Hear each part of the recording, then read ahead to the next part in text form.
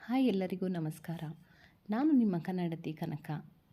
ಇಂದು ಬಹಳ ವಿಶೇಷವಾದ ದಿನ, ಅದರಲ್ಲೂ ಹೆಣ್ಣು ಮಕ್ಕಳಿಗೆ ತುಂಬಾ ವಿಶೇಷ.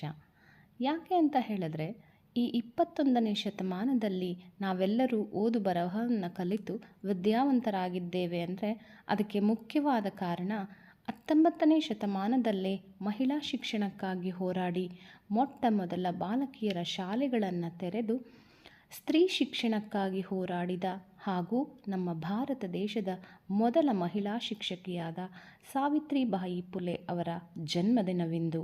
ಹಾಗಾಗಿ ಅವರನ್ನು ಸ್ಮರಿಸುವ ಒಂದು ಪುಟ್ಟ ಪ್ರಯತ್ನ ನನ್ನದು.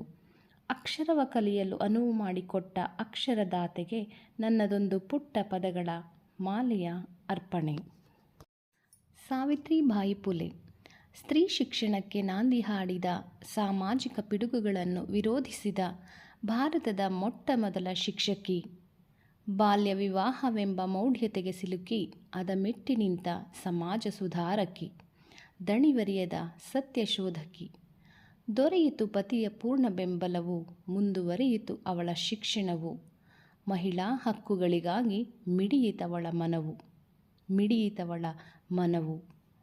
ತೆರೆದರಿವರು ಮೊದಲ ಬಾಲಕಿಯರ ಶಾಲೆ, ಅವರೇ ನಮ್ಮ ಸಾವಿತ್ರಿಬಾಯಿ ಪುಲೆ, ಅವರೇ ನಮ್ಮ ಸಾವಿತ್ರಿಬಾಯಿ ಪುಲೆ. ನಿಮ್ಮ ಜನುಮದಿನಕ್ಕೊಂದು ನಾ ಕಟ್ಟಿರುವೆ ಪುಟ್ಟ ಪದಗಳ ಮಾಲೆ, ಪುಟ್ಟ ಪದಗಳ ಮಾಲೆ, ಪುಟ್ಟ ಪದಗಳ ಮಾಲೆ. ಧನ್ಯವಾದಗಳು.